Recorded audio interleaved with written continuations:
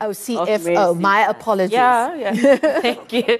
But which is very interesting because when I was approached to participate in the summit, in fact, earlier in the month, I was approached by the same people who are organizing Empower Women to participate in the manufacturing indaba that was sponsored by Nedbank.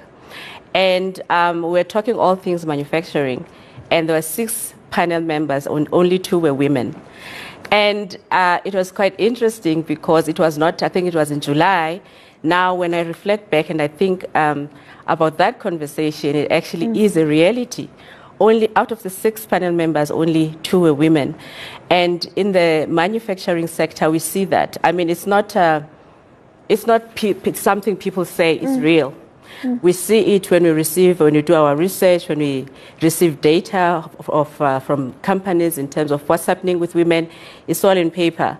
We see that there is low number of women participating in the manufacturing sector. So this is quite interesting because Empower Women will create that stage so that any women from any sort of life can see that anything is possible. When I was doing some reading in preparation for our conversation, the one line I saw in everything that I read was, well, you see, it's almost because manufacturing was always seen as a physically heavy industry, and that is why there aren't enough women in the industry. But surely that's a cop-out. Yes. And I want to talk about a lived experience. We went to, I don't want to mention the company name. No, you don't have to. You can tell me after. I'm not sure if I'll be sued after this, but it's a good story to tell. It's in KZN, and they manufacture harnesses for the Ford Ranger. If they're watching, they'll know who they are. But when we went to the floor, 60% of the workers there, of the employees, were women. They are the ones who are actually doing the manufacturing of these harnesses. If you don't know what a harness is, it's the wiring that goes into a car. I also didn't know. I am an accountant, so we learn as we go. We learn as we go. But I'm always surrounded by we've got a good technical team at work, so they always explain these things to me. But what was interesting is that 60 to 70% of the people working on in the factory itself were women. And if you look at advances in technology, I think what happens is people thought initially that it's a dirty job. You must wear a dirty overall, because if you think of a mechanic, you're thinking of a guy who's wearing an overall that's got oil and dirty. And speaks down to the woman whose car is fixing, because she won't know what he's talking about. And most of the time we don't. Yeah. But that is changing with AI, with virtual reality, and that's where Merseta comes in. Because as Merseta, we open up different opportunities for young people to show them at a very young age, and to say, this doesn't have to be a male job. Get in there as a woman. If you want to go into manufacturing, there's nothing limiting you. Did you think that there, firstly, is a lack of understanding of what it entails, what makes up a manufacturing, A? And B, do you think there's still elements within manufacturing that want to keep those doors closed? It is a reality. If you look at the leadership in manufacturing, I don't have the numbers now, but I know that a very, very low number of women are participating there. Now, I'm talking about the clean jobs, right? Because if you're in a suit, then you don't have to be dirty. So even if you're educated, there's barriers to entry for women to get into the boardroom in the manufacturing space. But now, if you want to be a mechanic and you are young, I think it's more about exposure more than anything, because I know South African women, we are all resilient. I'm one of them. Because if I knew, for example, it's just that I'm not a handy person, but I have a sister who can fix anything. Man, I'll just do it myself. Yeah. But because I have a lot of women, like what the president just said now, if you look at the face of poverty is a woman. And women are nurturers, they want to solve things. So if they knew that I had an opportunity to go and be a mechanic and I can fix Marcel's car and get 350 rands, do you think most women won't do it? Absolutely. They would, because they want to put food on the table. So I think exposure. We get them at a young age. I always preach this.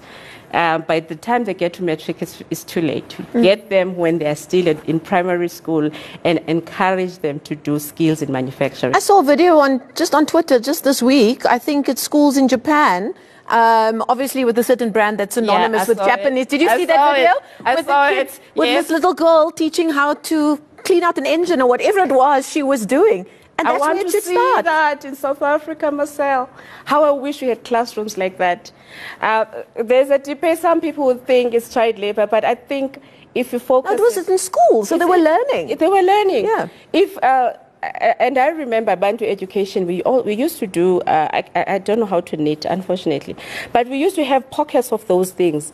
But now it looks like they've disappeared, and I think we're trying to get into that. Imagine. And by the way, the company you're referring to is in my sector. And I was actually... So maybe we should shout out to Toyota. And can you come and do that in South Africa? They must come and do it in South Africa. They must create that environment for young children in South Africa. We want to see more of that. And so that's what I was saying. When you see those young... I think she's about 8 or 9. Yes, it must have been. Or younger. Yeah. So this is even if anything were to happen in their country right now, they would be able to get, because they do have a skill that can make them put food on their table. Right now, in South Africa, I think the focus on getting high metric results and is not bad, but I think we need to start talking about how do we grow the economy, and there's only one way we can grow. It's in the same sector, manufacturing. We need to get more participation, and we've seen it. I mean, there's a lot of people, Michelle Obama's and all women would say, if you educate a woman, you educate the whole nation. So, okay, go ahead. What I wanted, on that point specifically, and we talk about this in our families all the time, when there's a young person who's coming up, what are they going to study? There used to be a time where, you know, PR was a thing, HR was a thing, because it has been seen traditionally as a step up from a hierarchy point of view to work in an office somewhere, to work in the corporate space. And yet we're seeing droves of young people with those qualifications who are not able to find jobs. And it's something my father always used to say to me, and he worked in civil engineering, and he says, if you become a plumber, you're always going to have work. If you can work on a car, you're always going to have to work. If you can build, we had master builders in our families, but those traditions weren't then passed on like they used to in the past, because the young people wanted to do other things. They didn't want to work with their hands. Do we need to work at community level about breaking down those stigmas? I think we needed that. Let's go back to those conversations we had.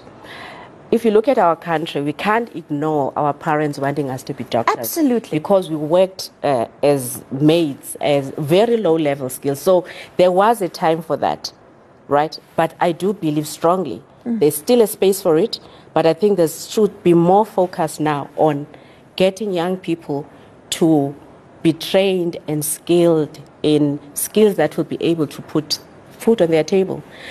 I always say that, okay, they've got a grant, 370 rands or 350, what can it buy? Nothing. We've got 45% of young people unemployed. So now it's too late. Well, not too late. It is late.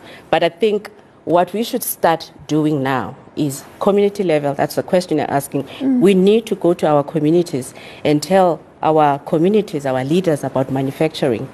With an eye specifically on young women. On young women. Girls. Yes. I grew up in the old pharmacy sky, where my uncle had a small farm in Case Kamawuk. And he wasn't working, but the government was supporting that. But we've lost it. So we need to, that's where we come in as sitters. I think sitters facilitate trainings, facilitate skills development. And skills development is something you're very passionate about. I'm very passionate about. I'm very passionate about skills development. And I've actually, when I think about my journey as a woman, right, I grew up raised by women because I didn't have a father. And I wanted so hard to make it, right? So the thing is, most women will not have the good role models. So we need to have visible role models, which is part of the problem. And I think that's what the Empower Women Summit is trying to do, that there are women who are already in the field, join the field.